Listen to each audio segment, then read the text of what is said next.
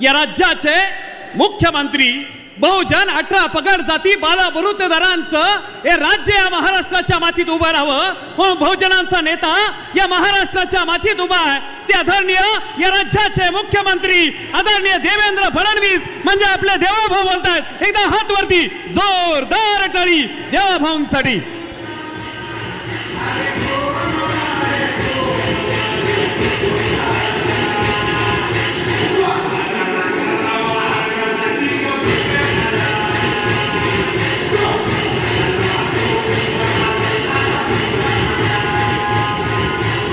येळकोट येळकोट येळकोट येळकोट. छत्रपती शिवाजी महाराज की. धर्मवीर छत्रपती संभाजी महाराज की. राजे उमाजी नाईक यांचा. राजे उमाजी नाईक यांचा.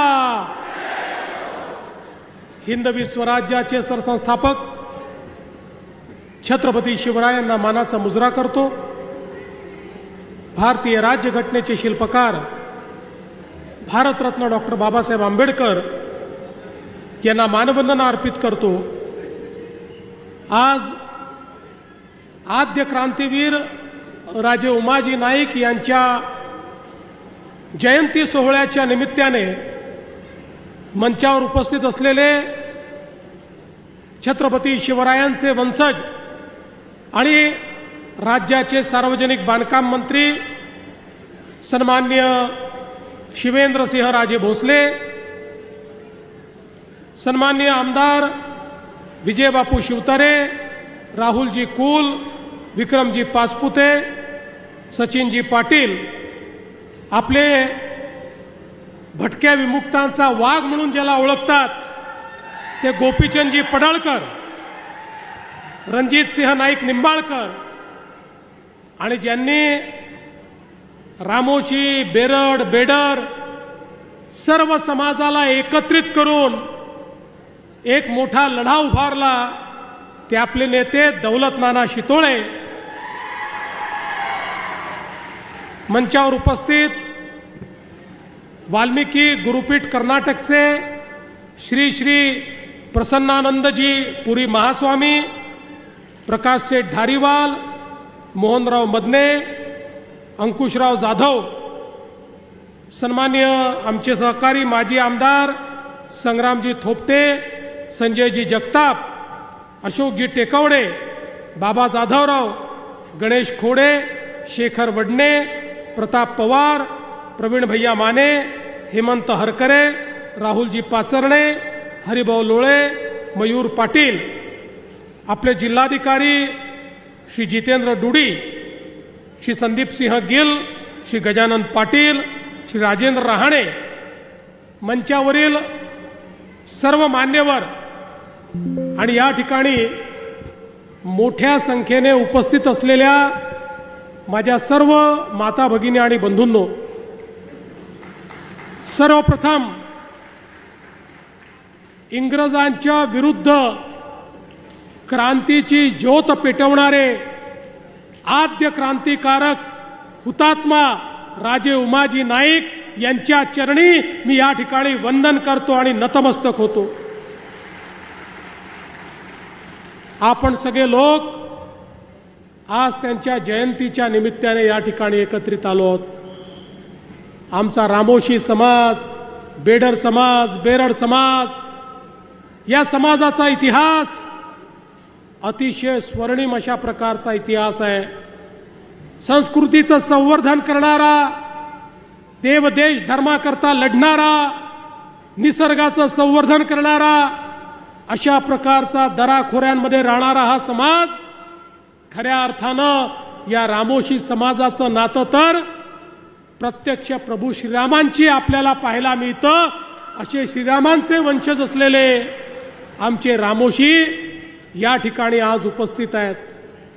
आणि आपल्या सगळ्यांना माहिती आहे, ज्याचा उल्लेख झाला मगाशी आपण फिल्ममध्ये देखील बघितलं, मोठ्या प्रमाणात दख्खनच्या इतिहासामध्ये आमच्या रामोशी समाजाच्या वेगवेगळ्या राजांनी केलेलं कार्य हे अतिशय अतुलनीय अशा प्रकारचं कार्य आहे. पण त्याच सोबत जो इतिहास आपण बघितलेला आहे, गुलामगिरीनंतर त्या गुलामगिरीतून बाहेर पडण्याकरता ज्यावेळी छत्रपती शिवरायांनी 18 पगड जातींना एकत्रित करून त्या ठिकाणी मावळ्यांची फौज उभी केली आणि स्वराज्याचा झेंडा हा या ठिकाणी या मराठी भूमीमध्ये लावला, त्या स्वराज्याच्या झेंड्यामध्ये खऱ्या अर्थानं ज्या ज्या लोकांनी अतिशय मोलाचं योगदान दिलं त्यातले प्रमुख हे बहिर्जी नाईक होते.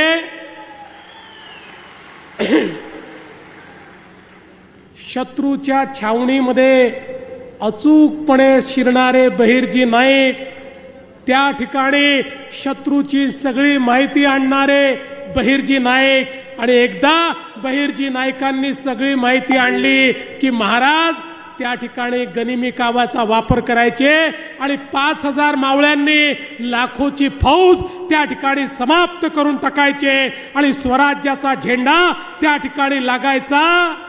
त्या सगळ्याच्या पाठीशी महाराजांचा सर्वाधिक विश्वास असलेले बहिर्जी नाईक होते आणि त्यांची ती गुप्तहेर पद्धत होती की ज्या पद्धतीमुळे स्वराज्याला सगळी माहिती आधीच मिळायची.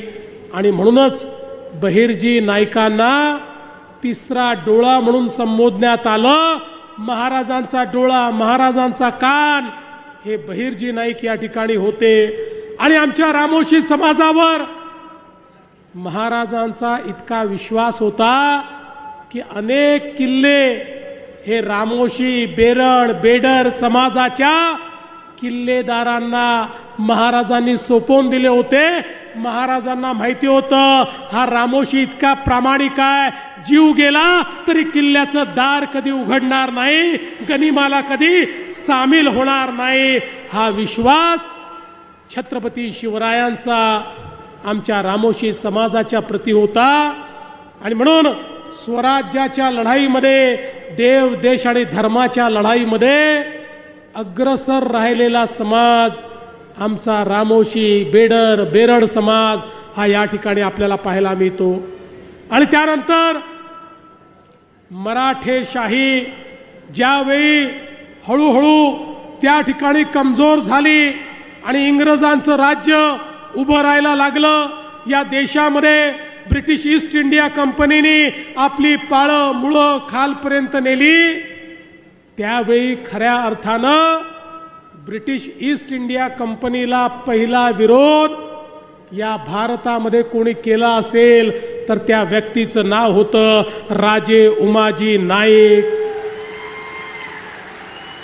आद्य क्रांतिकारक राजे उमाजी नाईकांनी हा निर्णय घेतला की या देशामध्ये परकीयांचं राज्य चालू देणार नाही. जे स्वराज्य छत्रपती शिवरायांनी उभं केलं ते स्वराज्य परत मिळवण्याची जबाबदारी आपली आहे. आपल्या लोकांना पारतंत्र्यात ठेवायचं नाही. आणि म्हणून त्या ठिकाणी स्वर्गीय उमाजी नाईकांनी, राजे उमाजी नाईकांनी खऱ्या अर्थानं एक सेना तयार केली आणि त्या सेनेने इंग्रजांना अशा प्रकारे सळो की पळो करून सोडलं. 1820 साली रॉबर्ट नावाच्या इंग्रजी अधिकाऱ्याने एक पत्र ईस्ट इंडिया कंपनीच्या माध्यमातून इंग्रजाच्या सरकारला त्या ठिकाणी लिहिलं आणि त्यात तो म्हणतो उमाजी रामोशी समाज, उमाजींचा रामोशी समाज हा इंग्रजांच्या विरुद्ध तिरस्काराने पेटला असून तो कोणत्या तरी राजकीय बदलाची वाट पाहत आहे. जनता त्यांना मदत करीत असून कुणी सांगावे हा उमाजी राजा होऊन छत्रपती शिवाजींसारखं राज्य तर स्थापन करणार नाही ना. अशा प्रकारचं पत्र हे इतिहासामध्ये उपलब्ध आहे जे खऱ्या अर्थानं त्या रॉबर्टने लिहिलं होतं. आणि मॅकॅन्टॉस सारखा अधिकारी, ज्या मॅकॅन्टॉसने खूप मोठ्या प्रमाणात इतिहास लिहून ठेवलाय, तो मॅकॅन्टॉस म्हणतो उमाजी पुढे छत्रपती शिवाजी महाराजांचा आदर्श आहे. त्याला जर फाशी दिली नसती तर तो दुसरा शिवाजी झाला असता. अशा प्रकारे मॅकेंटोसनी राजे उमाजी नाईक यांच्याबद्दल लिहून ठेवलेलं आहे. आणि म्हणून आपण जर बघितलं 22 जुलै 1826 ला याच जेजुरीच्या कडे पठार भागामध्ये उमाजी राजे नाईकांचा राज्याभिषेक झाला.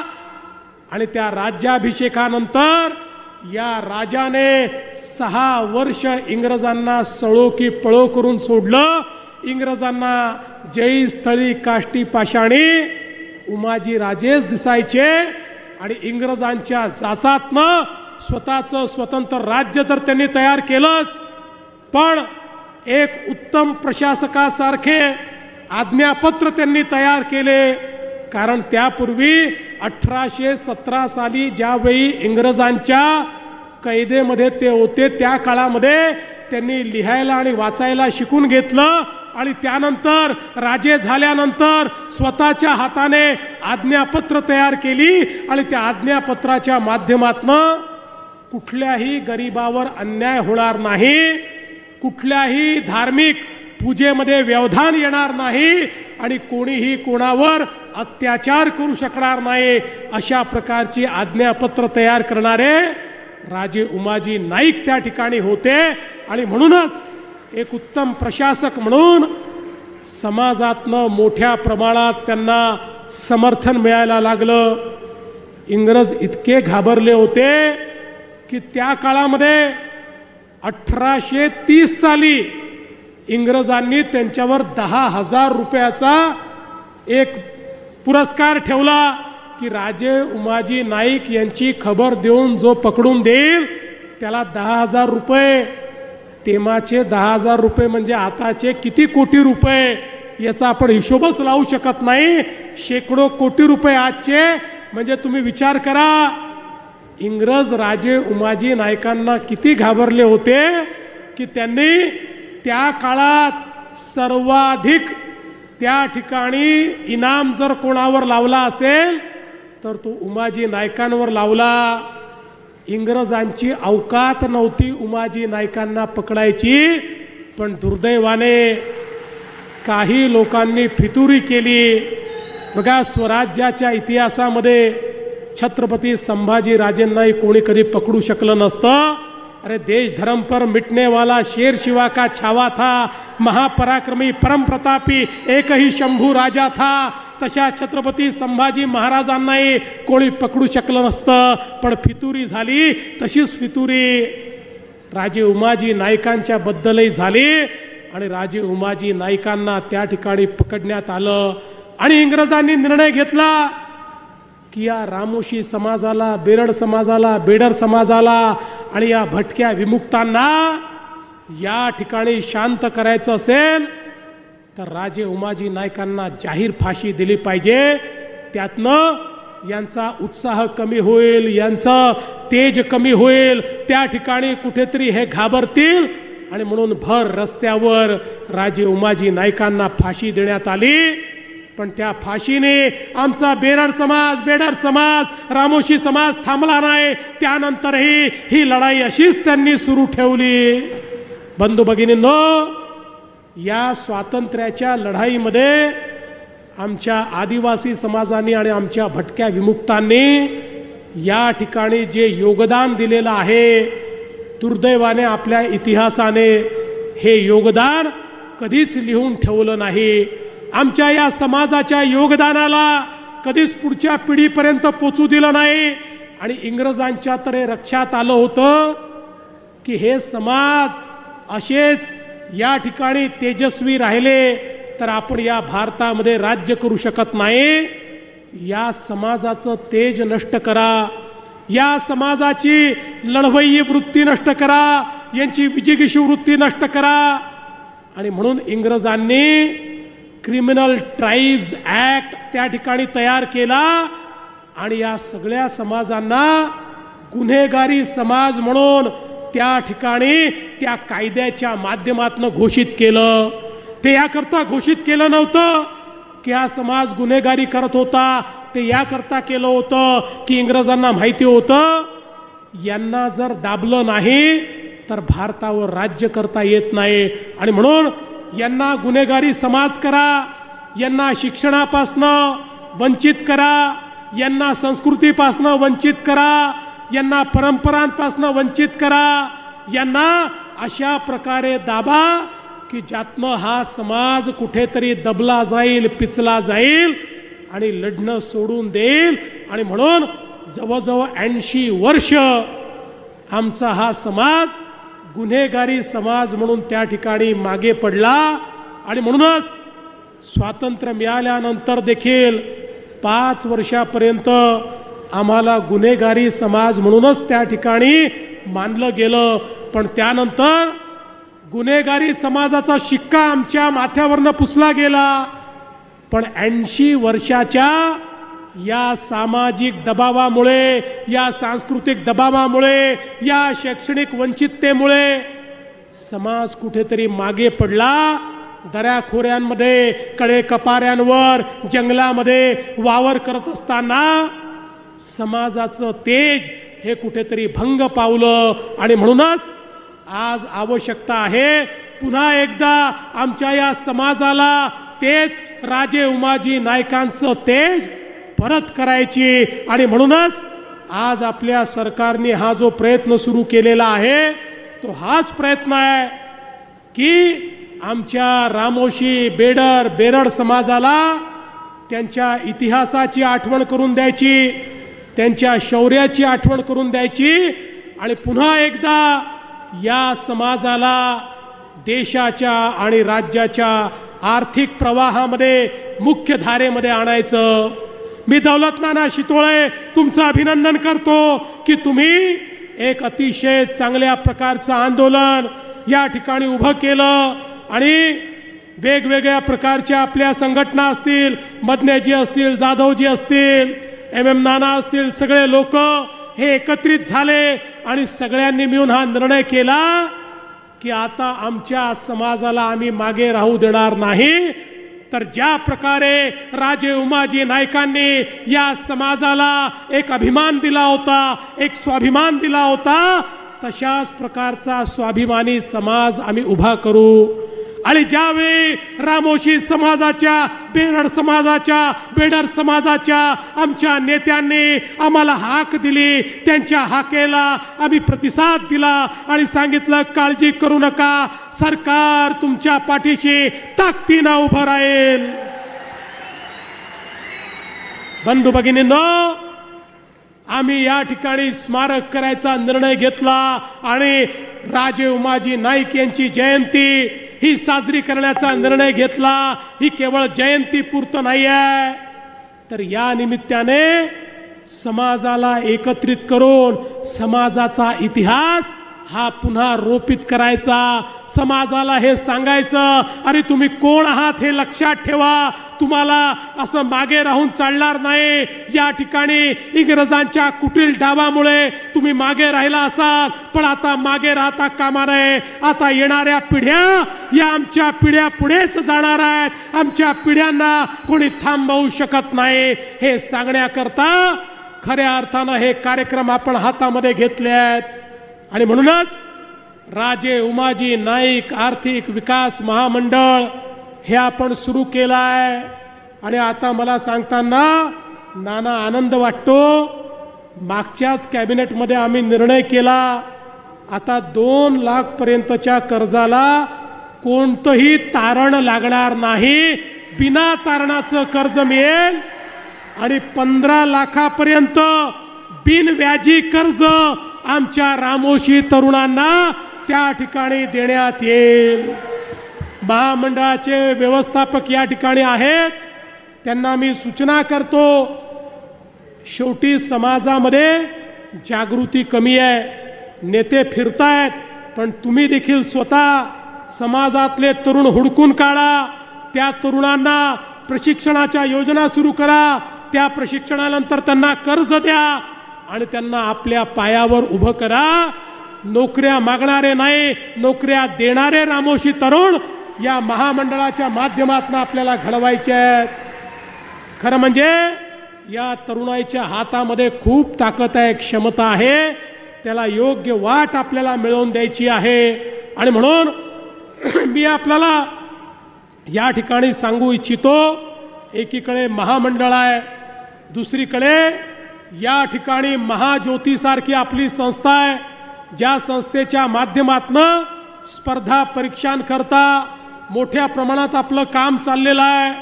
पण मला एक गोष्ट या निमित्ताने सांगायची आहे, आमचा रामोशी समाज छत्रपती शिवरायांनी गडांची जबाबदारी त्यांच्यावर दिली होती, सुरक्षेची जबाबदारी दिली होती, पारंपरिक पद्धतीनं तो सुरक्षा करतोय. आणि म्हणून आपल्या आर्थिक विकास महामंडळाने आणि सारथींनी मिळून एक प्रशिक्षणाची योजना तयार करायची, जे प्रशिक्षण आमच्या रामोशी, बेरड आणि बेडर समाजाकरता त्यांना पोलीस भरतीमध्ये जास्तीत जास्त प्रशिक्षण मिळेल याकरता ही योजना तयार करायची, ज्या माध्यमातून प्रशिक्षित होऊन आमच्या पोलीस भरतीमध्ये आमच्या रामोशी, बेरड आणि बेडर समाजाचे जास्तीत जास्त तरुण आणि तरुणी देखील त्या ठिकाणी गेल्या पाहिजेत. याकरता एक नवीन योजना येत्या काळामध्ये आपण सुरू करू आणि त्यातनं निश्चितपणे हे कार्य आपण पुढे नेऊ. आमचे गोपीचंदजी पडळकर भटक्या विमुक्तांकरता, ओबीसी करता लढा देत असतात. आणि मगाशी बाबा राजेंनी सांगितलं, आमच्या सरकारची नीती पक्की आहे, एकाचं काढून दुसऱ्याला द्यायचं नाही. आमच्या सरकारची नीती पक्की आहे, दोन समाजाला भिडवायचं नाही. अरे इंग्रजांची नीती हीच तर होती, इंग्रजांनी आपल्या समाजाला त्या ठिकाणी एकमेकाशी त्या ठिकाणी झुंजवत ठेवलं, या समाजाला विभाजित ठेवलं आणि म्हणून इंग्रजांनी राज्य केलं. आपल्याला सगळ्यांना सोबत घेऊन राज्य करायचं आहे, त्यामुळे याचं काढायचं त्याला द्यायचं ही नीती आमची नाही. आणि म्हणून परवा मराठा समाजाच्या हिताचा विचार करताना ओबीसी समाजाचं अहित होणार नाही याला आम्ही प्राधान्य दिलं आणि तशाच प्रकारचा निर्णय आम्ही केला. आणि मला आपल्याला सांगितलं पाहिजे, विशेषतः मराठवाड्यामध्ये इंग्रजांचं शासन नव्हतं. मराठवाड्यामध्ये 1948 पर्यंत निजामाचं शासन होतं. त्यामुळे मराठवाड्यामध्ये एखाद्याला जर कास्ट सर्टिफिकेट पाहिजे असेल तर इंग्रजांचे रेकॉर्ड नाही आहेत. महाराष्ट्राच्या इतर सगळ्या भागामध्ये आपण जर एखाद्याला जातीचं प्रमाणपत्र पाहिजे तर इंग्रजकालीन रेकॉर्ड उपलब्ध आहे, तो रेकॉर्ड काढतो आणि त्या आपल्या जातीप्रमाणे तो प्रमाणपत्र मिळवतो. पण मराठवाड्यात ते मिळत नव्हतं, कारण मराठवाड्याचे सगळे रेकॉर्ड हे हैदराबाद गॅझेटमध्ये होते. आणि म्हणून आपण इंग्रजांचे रेकॉर्ड उपलब्ध नाही म्हणून हैदराबादचे गॅझेटमधले रेकॉर्ड चालतील अशा प्रकारचा निर्णय घेतलेला आहे. त्यामुळे ज्याच्याकडे नोंद असेल त्यालाच सर्टिफिकेट मिळणार आहे, सरसकट सर्टिफिकेट नाही. नोंद असलेल्यालाच त्या ठिकाणी सर्टिफिकेट मिळण्याच्या संदर्भात सोपी कार्यपद्धती आपण केली. यामुळे मराठा समाजाचा खरी नोंद असलेला जो व्यक्ती आहे तो वंचित राहणार नाही, त्याला त्याचा फायदा होणार आहे. पण त्याच वेळी ओबीसी समाजाच्या ताटातलं कुठेही काढून घेण्याचं काम आम्ही केलेलं नाही. आणि म्हणून हा निर्णय असा आहे की या निर्णयामुळे मराठा समाजाचं तर हित झालं आहे, पण ओबीसी समाजाचं बिलकुल अहित आम्ही होऊ दिलेलं नाही. आणि मी या ठिकाणी सांगतो, जोपर्यंत हे सरकार आहे, काहीही झालं तरी ओबीसीचं अहित आम्ही होऊ देणार नाही. ओबीसीचं मंत्रालय तयार करणारं हे सरकार आहे, महाज्योती तयार करणारं हे सरकार आहे, ओबीसीची महामंडळं सक्षम करणारं हे सरकार आहे. 13 वेगवेगळी महामंडळं तयार करणारं हे सरकार आहे. ओबीसी करता परदेशी शिष्यवृत्ती देणारं हे सरकार आहे. ओबीसी करता फी प्रतिपूर्ती करणारं हे सरकार आहे. ओबीसी करता 42 हॉस्टेल तयार करणारं हे सरकार आहे. ओबीसी करता प्रशिक्षणाच्या योजना तयार करणारं हे सरकार आहे.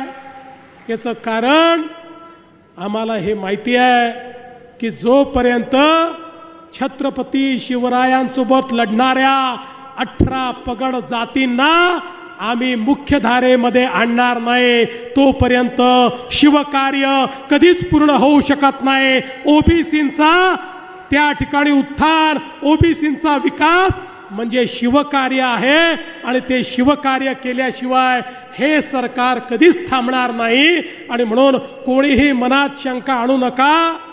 आम्ही दबावापोटी काम करत नाही, आम्ही समाजाच्या प्रेमापोटी काम करतो. त्यामुळे कुठलाही समाज मागण्या घेऊन आल्यानंतर त्या समाजाच्या योग्य मागण्या या निश्चितपणे पूर्ण करण्याचं काम हे आमचं सरकार यापुढेही करेल. आणि दौलत नाना, काळजी करू नका. तुम्ही संकोच करत होतात, तुम्ही म्हणत होतात मागण्या तर अनेक झाल्या पण अजून मागण्या आहेत. समाजाच्या मागण्या कधी संपत नसतात. त्या एक संपली की दुसरी मागणी मागायची असते आणि तुम्ही मागत राहा आणि आम्ही देत राहू. आणि आम्ही का देऊ माहिती आहे? तुम्ही आम्हाला निवडून दिलं म्हणून देऊ शकतो. त्यामुळे आम्ही काही आमच्या पदरचं देत नाही, आमच्या खिशातलं देत नाही. आम्हाला तुम्ही देण्याचा अधिकार दिला म्हणून जे तुमचं आहे ते तुम्हाला आम्ही देतो आहे. त्यामुळे तुम्ही मागत राहा. जेवढी क्षमता असेल तेवढ्या क्षमतेनं देत राहू. आणि छत्रपती शिवाजी महाराजांनी जो मार्ग दाखवला, ज्या मार्गावर राजे उमाजी नाईक देखील चालले, त्याच मार्गाने 18 पगड जातींना सोबत घेऊन या महाराष्ट्रातल्या दीन दलित गोर गरीब आदिवासी शेतकरी शेतमजूर ओबीसी मराठा अल्पसंख्याक सगळ्यांना सोबत घेऊन आमचं राज्य हे पुढे जात राहील हा विश्वास या निमित्ताने व्यक्त करतो आणि माझं बोलणं संपवतो. धन्यवाद. जय हिंद, जय महाराष्ट्र.